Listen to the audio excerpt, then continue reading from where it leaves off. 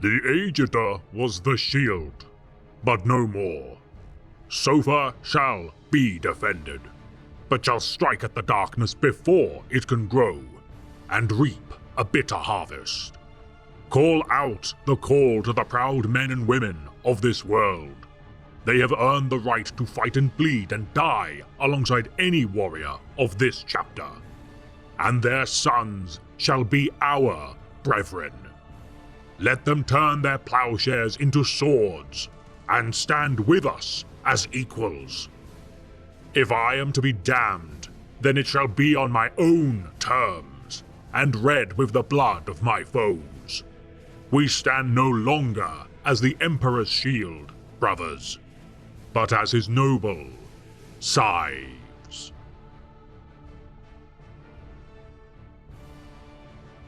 The Scythes of the Emperor are a successor chapter of the Ultramarines.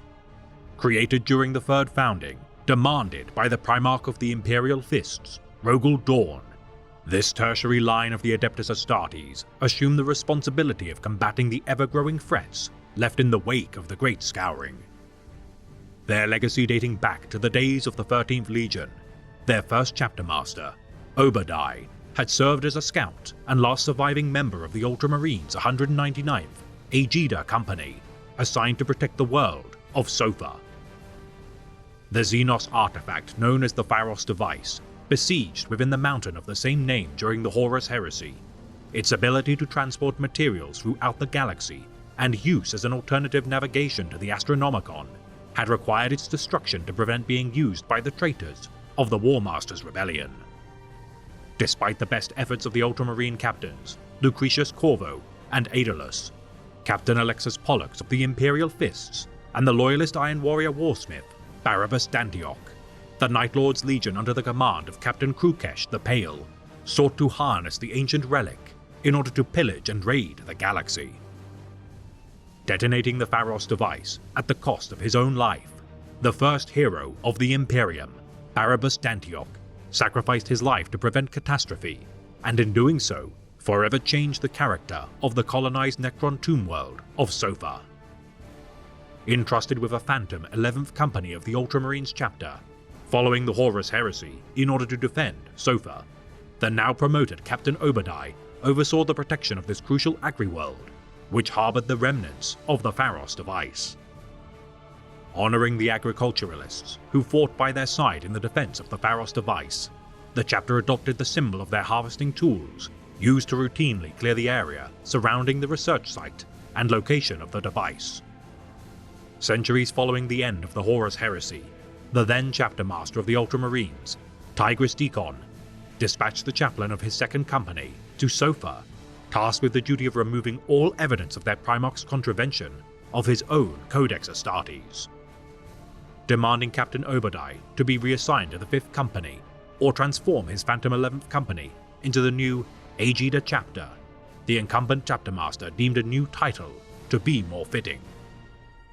Appointed as the first chapter master of his Scythes of the Emperor during their founding of 001.M32, Obadiah swore the Aegidan oath inscribed upon Rabute Gilliman's sword, the Gladius Incandor, to protect the world of Sofa as the Warden of the Pharos.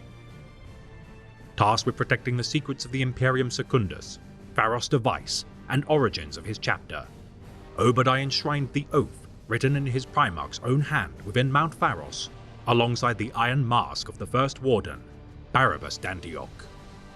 Accepting Chaplain Sagus, Brother Wenloke, and 72 Ultramarine veterans into the fold of his new chapter, Obadiah witnessed the construction of his chapter's new fortress monastery, and would spend the remainder of his service safeguarding the domains near the Damocles Gulf of the Segmentum Ultima.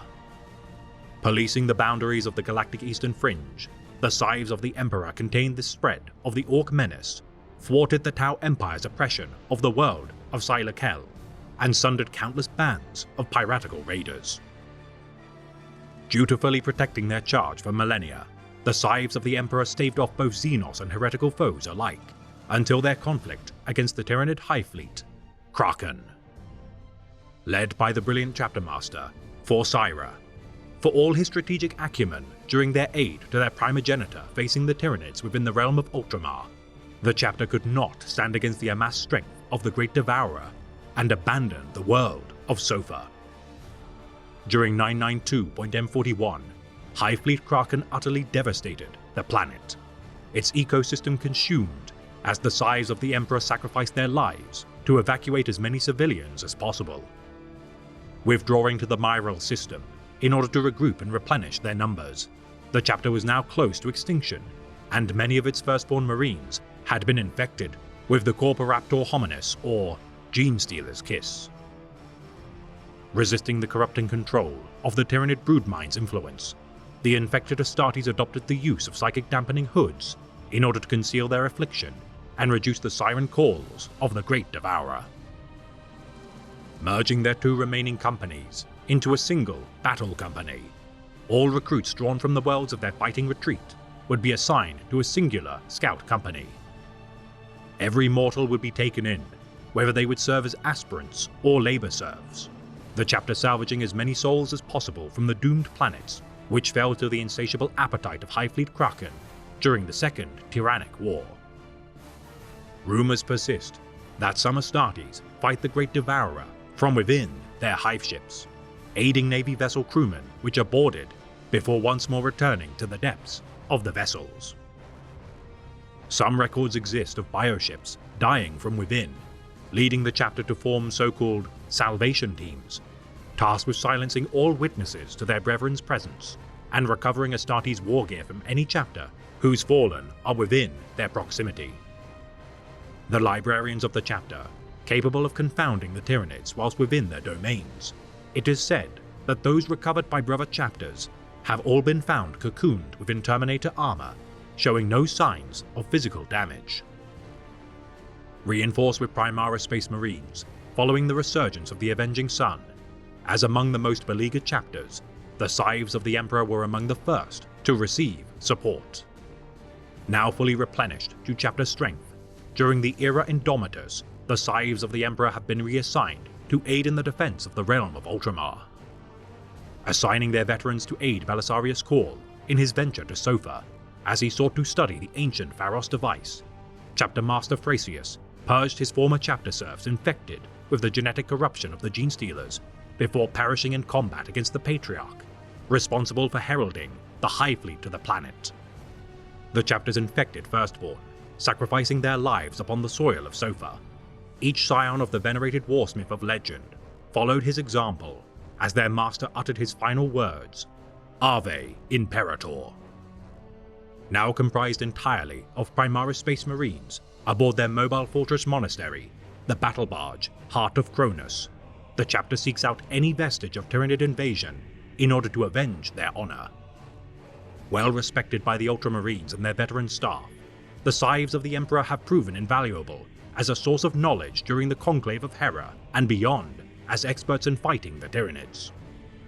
Crucial in aiding the formation of the Tyranid war veterans, the need for bespoke specialists to combat this new blight on the galaxy has never been greater.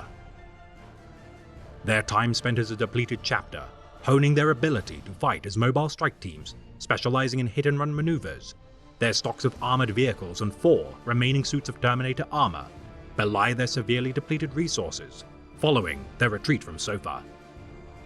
Reputed to have slain more Tyranids than any chapter of the Adeptus Astartes, with new war materials imparted by the genius of Belisarius Cawl, it is unlikely that even the Ultramarines shall ever come close to matching their kill tallies. Clad in yellow torso armor and backpacks, black pauldrons, leg plating, gauntlets and helmets, veterans of the chapter, by the use of yellow paint on their left knee plates, adorned with black skulls. Marking their tactical role on their right pauldrons with white paint, each Astarte stencils their squad number on its center with black and identifies their company by use of their chest aquillas, using the Codex-compliant color scheme. The symbol of their chapter, 2 crossed yellow scythes on a field of black, epitomizes their duty to cull the enemies of the Imperium. The proud history of the Warden of the Pharos, the Lord of Ultramar, and Phantom 11th Company, inspiring their new breed of warriors to uphold the legacy of their forebears.